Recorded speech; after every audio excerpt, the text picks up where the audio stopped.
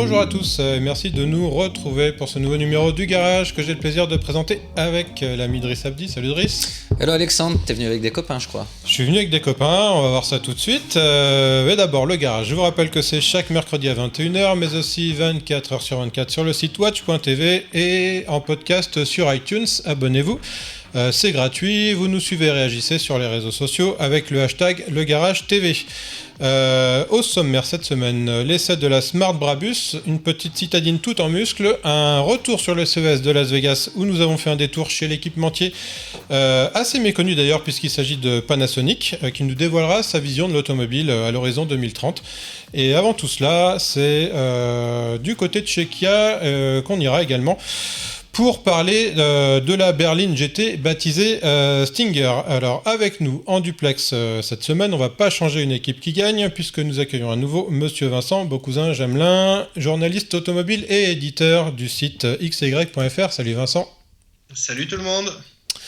Et il est aussi sur le ticket gagnant, on ne se lasse pas d'écouter ses expertises et d'apprécier sa mauvaise foi. Monsieur Michel Holtz, Huffington Post et Caradisiac. Salut Michel. Salut les chefs d'atelier. Voilà, les présentations sont faites, on se retrouve tout de suite.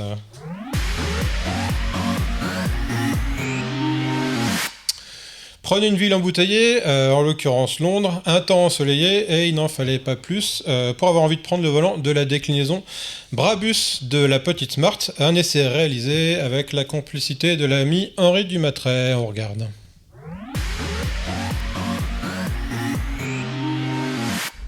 Salut Henri. Bonjour Alexandre.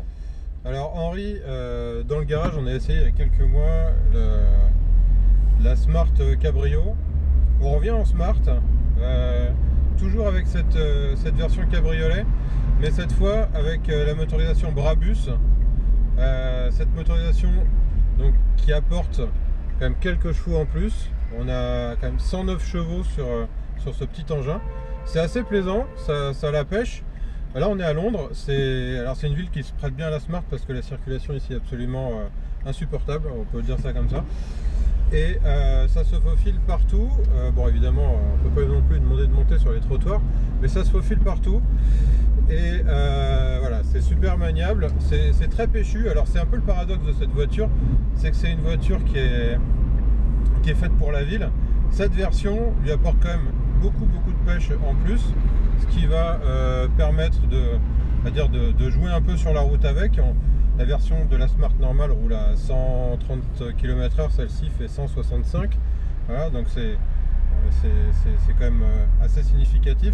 C'est assez paradoxal parce que c'est une voiture donc, qui est nerveuse, mais qui à la fois peut pas être exploitée en ville et puis qui est quand même pas tellement faite non plus pour faire de l'autoroute, quoi. Ah non, pas du tout. Hein. Je pense qu'on n'ira pas ensemble jusqu'au Connemara depuis Londres avec cette voiture. En revanche, pour moi, ça reste la reine. C'est la reine de la ville. Même à Londres, bah voilà, on se faufile. Quand il faut mettre un petit coup d'accélérateur, elle répond tout de suite. Ouais. Et puis il y a un truc qui est très sympa, je trouve, c'est sa boîte auto. La boîte auto est à la fois fluide et réactive. Ça permet de s'extraire du trafic. Et puis, bah, évidemment, pour toi qui conduis, de ne pas passer les vitesses, débrayer, embrayer, t'arrêter, repartir. C'est, je suppose, beaucoup plus agréable. C'est indispensable en ville maintenant, je crois, une boîte auto. Ouais, complètement. Et de toute façon, la Smart, elle est disponible que en boîte auto. Voilà. Donc, comme ça, c'est réglé. Sa concurrente naturelle, mais en version 4 portes, ça va être la Twingo. Dans la version 2 portes, il n'y en a pas, comme ça c'est clair. En revanche, il y a une chose qui est très smart aussi, ce sont les tarifs de l'auto. Ah oui. On démarre en version Brabus autour de 15 000 € par contre. On peut grimper très haut dans les prix, notamment avec une finition qui s'appelle TaylorMade et là qui permet vraiment de personnaliser la voiture. On peut rajouter 15 000 € d'options sur la voiture. Facile, et je parle même pas de cette version cabrio. Donc là on est à 28 000 €, 28 000, même 900 € je crois, oui, c'est ça. Pour la voiture qu'on essaye aujourd'hui. On peut faire encore plus avec un cabrio, donc voilà, ça reste une Smart, c'est 2 places, donc c'est quand même, j'ai envie de dire, excessif. Hein, Oui, on va dire ça, surtout pour ce qui dans les faits doit être une seconde voiture. C'est la voiture qu'on utilise en ville, on va pas partir en vacances avec, ouais. on va même pas partir en week-end avec, pour être franc. Ouais. Pour une seconde voiture, c'est quand même un tarif de berline compact 5 places Ouais, normal. carrément, Donc, ouais. on est vraiment haut placé au niveau des tarifs. Il faut pouvoir assumer. Qu'est-ce que tu penses de cet intérieur qui, pour le coup, n'est pas spécialement personnalisé? Je le trouve largement suffisant. Maintenant, c'est une voiture un petit peu tape à l'œil en ville, etc. Ouais. Donc on a forcément envie de rajouter des options, on a forcément envie de forcer un peu le tarif encore. Mais Ouais. bon, dans sa version de base, elle est quand même déjà très acceptable. Encore une fois, moi je trouve que les sièges sont pas forcément les plus confortables pour une citadine. Ouais. Je me trouve un peu calé, un peu raide. Voilà, bon bah elle a ses qualités. Ses qualités, c'est une certaine liberté en ville dans un véhicule à 4 roues. Ouais. C'est pas tout à fait le scooter encore, mais elle a toujours ses défauts, même si elle les gomme au fur et à mesure des générations. Je veux dire, on est très très loin du tape-cul. La première Smart, on est à des années-lumière. Bon, toi qui es citadin, tu l'achèterais ou pas cette Smart? Quand j'aurai touché ma paye et mon augmentation et celles qui vont venir, j'en suis sûr. Merci Henri. Merci. Il croit pas si bien dire, Henri, parce que je me suis trompé sur le prix, c'est plutôt 19 000 euros le premier prix de la version Brabus. Ouais, j'allais dire 15 000 euros, c'est la c'est Smart Fortwo absolument. Cab de base. Hein. Absolument. Et en parlant de la Smart Fortwo Cab de base, on l'avait essayé à Rome, je me souviens qu'elle consommait pas mal, là avec plus de chevaux. Eh ben, on consomme encore un peu plus, j'ai envie de te dire. C'est une petite voiture, mais elle est gloutonne. Hein. Je crois qu'on faisait autour de 9 litres en ville avec la cab Oui, c'est classique. ça. Hein. Ouais, Là, Cab on est plutôt gentiment autour de 12-13 litres. Et puis, si on joue avec l'accélérateur, on peut monter largement dessus en enclenchant le mode sport, notamment, qui va permettre de monter un peu plus dans les tours sur chaque rapport. Voilà, c'est une citadine, mais qui gloutonne plus que n'importe quel compact qui pèse deux fois plus lourd, j'ai envie de dire. Hein. Michel, tu l'as essayé cette voiture? Non, mais j'ai essayé. Si, je l'ai essayé puisque j'ai essayé la Twingo GT. Parce que vous parliez justement. de concurrence, les garçons, avec Henri, vous parliez de concurrence qui serait la Twingo, mais en fait, c'est plus qu'une concurrente, c'est une cousine. La Twingo GT a le même moteur que cette Smart Brabus. Elle ne s'appelle pas Brabus, mais je ne sais pas ce que Brabus a fait là-dessus, à part signer la voiture. Quand même, alors la question que je me pose, parce que la Twingo GT est en boîte méca, comment réagit cette boîte automatique, qui n'est pas une spécialité Smart quand même, la boîte automatique, comment réagit-elle avec ce nouveau moteur? C'est la question que je me posais. Alors, plutôt pas mal, j'ai envie de te dire. Bon, c'est pas une boîte qui est faite pour les bas régimes. Elle aime bien qu'on la titille un petit peu. C'est pas non plus la boîte la plus rapide du marché. Faut rappeler quand même qu'on est sur un petit moteur. Hein, c'est un 3 cylindres, donc il y a quand même beaucoup d'inertie. Mais bon, c'est pas si mal que ça. Là où le couple est moins bien, c'est sur le start and stop, qui lui, pour le coup, est un petit peu rugueux et à l'arrêt et au redémarrage. Hein. Il est couplé à cette boîte auto et c'est pas forcément ce qu'il y a de plus simple à gérer. Tu parlais de la Twingo GT. Alors il y a une toute petite différence, c'est le même moteur, mais bizarrement la Twingo fait un cheval de plus.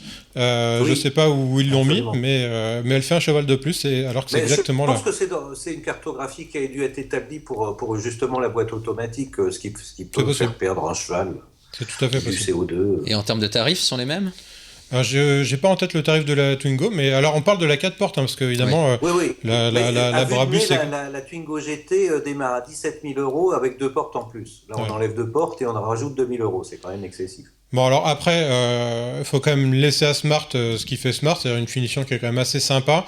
On est quand même loin, et Henri le rappelait dans le sujet des finitions des premières Smart, où c'était très très très plastique. C'est encore très plastique, mais c'est quand même assez quali. Et puis, si on monte dans les finitions TaylorMade, on peut avoir une planche de bord en cuir. C'est pas toujours du meilleur effet, chacun appréciera comme il veut, mais c'est possible, à tel point que je suis pas certain que sur une Twingo tu puisses mettre 15 ou 16 000 euros d'options. Hein. Et très étonnamment, on n'est pas du tout dans la même clientèle qu'une Twingo. Absolument pas. Que Ouais, ce tout à soit fait. sur les modèles classiques aussi. On est vraiment dans une espèce de finition haut de gamme et on change de clientèle avec Smart par rapport à Twingo, bien sûr. Je me souviens que sur la Fortwo, oui, on parlait de la tailor-made, on nous avait dit qu'on peut tout changer. Il y a nos limites au niveau personnalisation. Tu peux absolument tout changer, il y a un catalogue de base, et puis après, si tu es vraiment très exigeant, tu peux demander une personnalisation hors catalogue, évidemment, elle aura un prix, mais c'est ce qu'on trouve habituellement sur des grandes berlines premium ou des sportives, des ultra sportives, hein, cette possibilité de personnaliser à l'extrême, et Smart l'a faite pour cette petite Fortwo ou la Forfort. Donc pour conclure, c'est 3 versions à la Brabus, c'est donc la cabriolet là qu'on essayait là, c'est la coupée en 2 portes et puis c'est la 4 portes, donc concurrente de la Twingo. Vincent, tu veux ajouter un petit truc sur ce petit engin? On t'entend pas. Vas-y. Allô? On t'entendait pas, vas-y, recommence. Vas-y. Non, je disais, je n'ai jamais rien compris à la Smart Brabus. Autant je suis fan de la Smart 2 places avec son petit moteur, véhicule économique, malin, astucieux en ville. Autant là, à 30 000 euros, je vais m'acheter une Porsche d'occasion et j'aurai une vraie sportive. Mais cette voiture, c'est pas fait pour autre chose qu'un marqueur social, c'est tout. C'est un marqueur social pour les dames des beaux quartiers dans les très très grandes villes. Bien, sur ces bons mots, on va passer à quelque chose de complètement différent, parce que, alors, en matière d'équipementier automobile, on connaît Valeo, on connaît Delphi, Magneti Marelli, Harman et d'autres encore, et puis s'il y a bien un nom qui vient pas spontanément à l'esprit, c'est celui de Panasonic. Ça fait pourtant une 60aine d'années que la marque japonaise s'intéresse à l'automobile, et aux États-Unis, c'est même l'activité qui génère le plus de chiffre d'affaires pour Panasonic. Alors, elle était présente au CES de Las Vegas début janvier. Nous avons rencontré son patron, le français Fabien Roth. Il nous explique la vision de l'automobile de Panasonic à l'horizon 2030. On regarde. Voilà, je viens de m'installer à bord de ce concept car, ce prototype de chez Panasonic Automotive. Alors, il y a beaucoup de choses à voir, à découvrir. Ça a l'air assez compliqué. On va recevoir dans quelques instants Fabien Roth, qui est le responsable de la division automotive de Panasonic. Il va nous expliquer un petit peu quelle est la vision de Panasonic et puis à quoi va servir tout ça dans le futur. Voilà, j'ai changé de siège. Je retrouve donc Fabien Roth. Bonjour Fabien. Bonjour. Alors Fabien, vous êtes donc responsable de la division automobile de Panasonic. Et là, on est à bord d'un concept, d'un prototype qui préfigure pour Panasonic l'automobile dans 10 ou 20 ans. C'est ça. Alors on se situe en 2030 avec donc une automobile qui est complètement autonome, un niveau 5. Vous n'avez plus de conducteur. Et donc la grande question c'est si vous ne conduisez pas, qu'est-ce que vous allez faire? Vous allez probablement travailler, probablement vous divertir, communiquer, et puis peut-être vous relaxer. Et le homework c'était qu'est-ce qu'on va proposer nous, Panasonic, pour permettre aux gens d'avoir cette expérience de véhicule autonome. Alors il y a vraiment beaucoup de choses dans cet environnement, on ne sait pas trop par où commencer. Alors voilà, on va peut-être commencer justement par je monte à bord, je m'installe. Qu'est-ce que je fais en premier quand je m'installe dans cette voiture? Alors ce que vous pouvez en premier, c'est vous pouvez déjà déplier votre tablette. Chaque occupant passager a une tablette à lui. On peut également les combiner, comme vous voyez ici, pour en faire une grande tablette. Et vous pouvez interagir sur des paramètres de la voiture. Par exemple, vous pouvez changer la température ou vous pouvez changer la lumière. Donc chaque passager a la possibilité avec une molette, d'interagir avec la voiture. C'est plus le conducteur qui décide, mais c'est chaque passager. Je vous demande un exemple. La couleur, je suis capable de changer ma couleur simplement avec cette molette. Et ça, c'est modulable. C'est-à-dire chacun, il peut le faire. Chacun, il peut dire, allez, moi, je veux la changer ici, la couleur, hop, tu vois. Allez, hop, je vais prendre la couleur et je peux changer ma couleur ici. Donc, c'est le concept de dire que en fait, chaque personne dans la voiture va avoir un rôle à jouer et va pouvoir interagir sur les paramètres de la voiture. Alors, sur le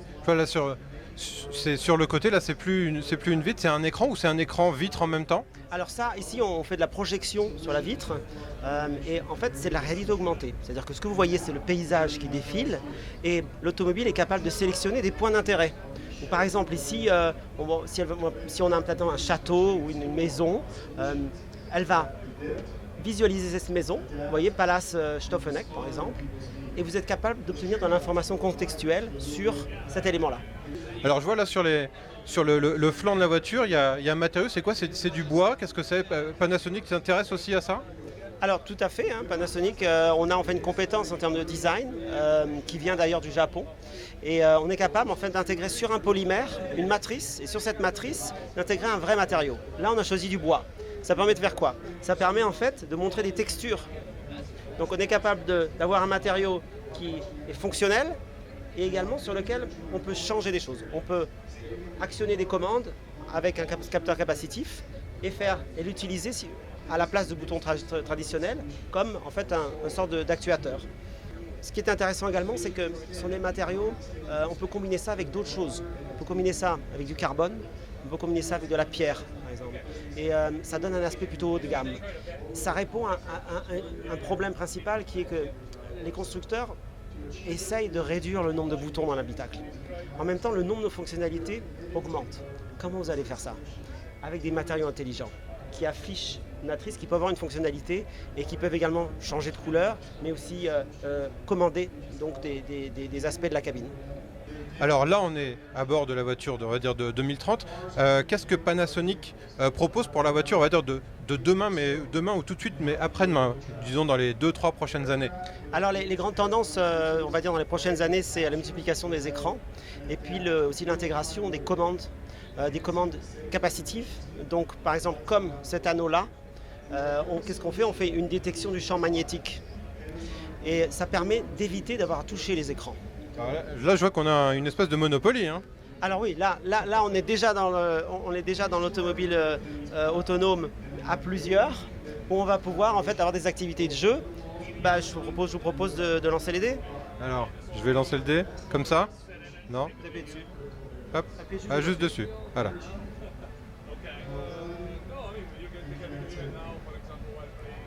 Alors vous avez fait 4. J'ai fait 4, oui. Alors je vous annonce que vous êtes le burger et que vous avez payé vos impôts. Et je dois payer mes impôts, oui. Désolé, voilà. c'est pas une bonne nouvelle pour vous.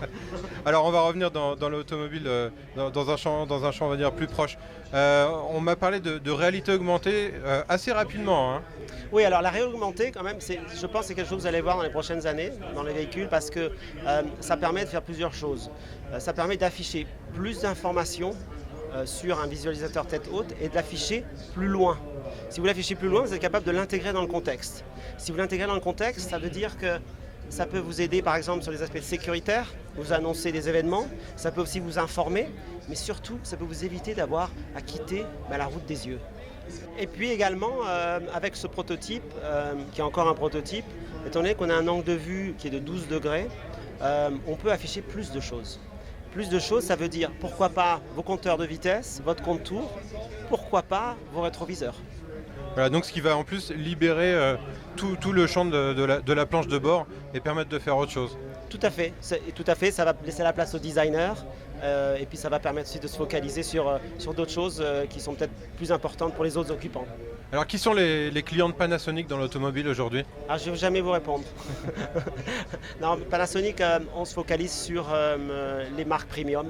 Donc on travaille avec les marques premium. Et on développe ce relationnel au niveau de la technologie, au niveau des systèmes, en apportant notre expérience du grand public, mais aussi on a 60 ans d'expérience dans l'automobile. Et c'est cette combinaison-là qui, je pense, est intéressante pour les fabricants.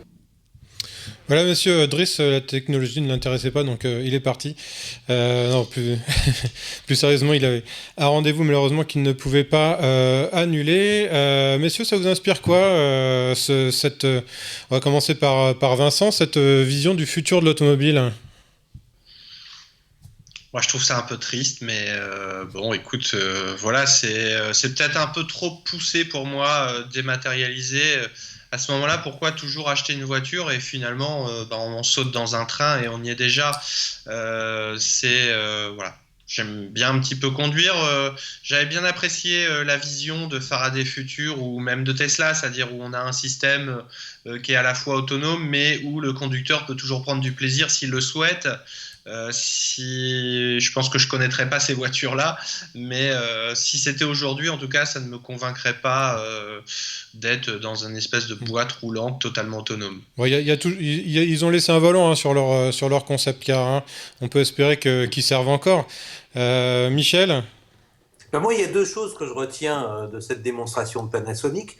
C'est d'une part, on a déjà du mal en voiture avec des enfants à gérer les engueulades entre oui, moi je veux le disque de Mimi Cracra et moi je veux je veux Joe Star.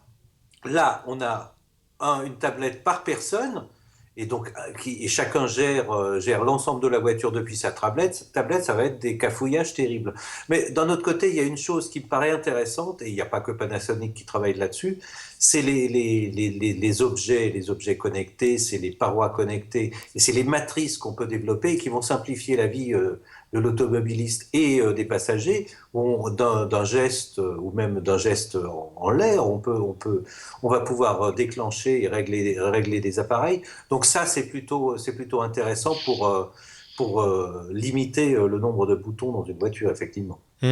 Vous saviez-vous que Panasonic était investi à ce point dans l'automobile, parce que c'est pas d'hier qu'ils sont installés dans ce domaine.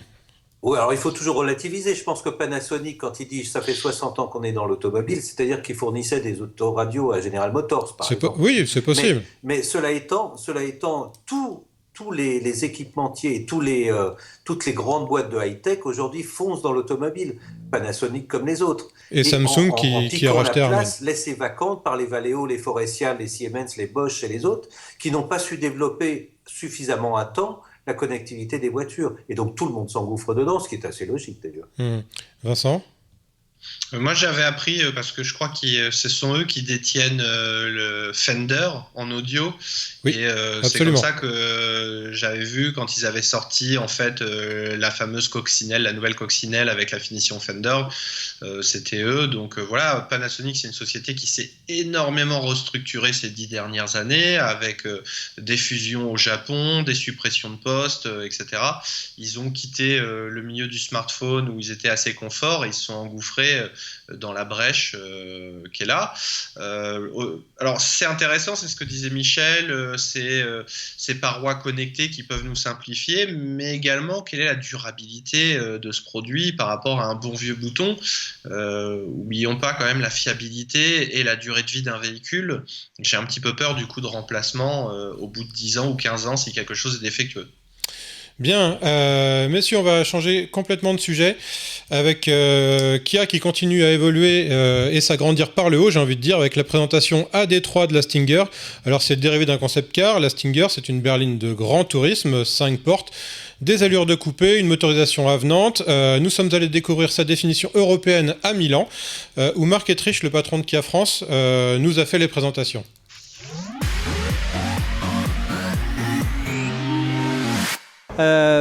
Vous découvrez Stinger.